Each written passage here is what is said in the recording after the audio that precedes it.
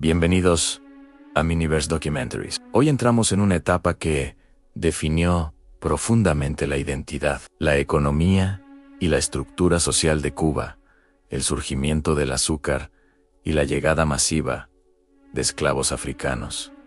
Un capítulo brillante en riqueza y oscuro en sufrimiento humano. Durante los siglos XVII y XVIII, Cuba comenzó a transformarse. Lo que había sido una colonia estratégica, un punto de paso para las flotas españolas, empezó a convertirse en una potencia agrícola. El tabaco ya era un producto valioso, pero pronto sería eclipsado por un cultivo que cambiaría todo en la caña de azúcar. El clima tropical, los suelos fértiles y la posición geográfica de la isla crearon las condiciones perfectas para un auge azucarero sin precedentes. Los ingenios comenzaron a multiplicarse y con ellos surgió una nueva clase de terratenientes, comerciantes y hacendados que impulsaron la economía colonial hacia niveles nunca antes vistos. Pero este crecimiento tenía un costo enorme. La mano de obra indígena había sido prácticamente aniquilada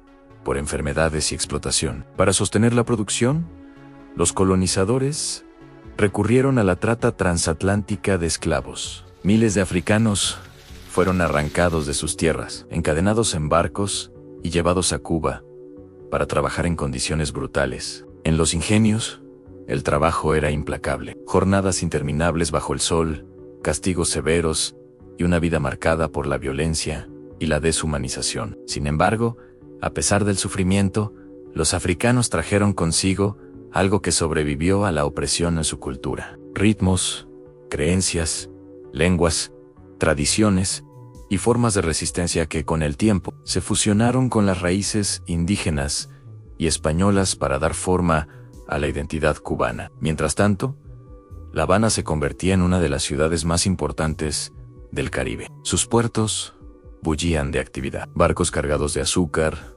tabaco y ron partían hacia Europa, mientras llegaban mercancías, armas, esclavos y riquezas. La ciudad creció, se fortificó y se transformó en un centro político y económico vital para la corona española. El auge azucarero también atrajo la atención de potencias extranjeras. Piratas, corsarios y enemigos de España veían en Cuba un tesoro codiciado. Para protegerla, se construyeron fortalezas imponentes como el Morro y la Cabaña, símbolos de un imperio decidido a mantener su dominio. Pero bajo la superficie de prosperidad, la sociedad cubana estaba profundamente dividida. Una élite rica y poderosa controlaba la economía, mientras la mayoría de la población, esclavos africanos, campesinos pobres y trabajadores libres, vivía en condiciones duras y desiguales. Esa tensión social sería una chispa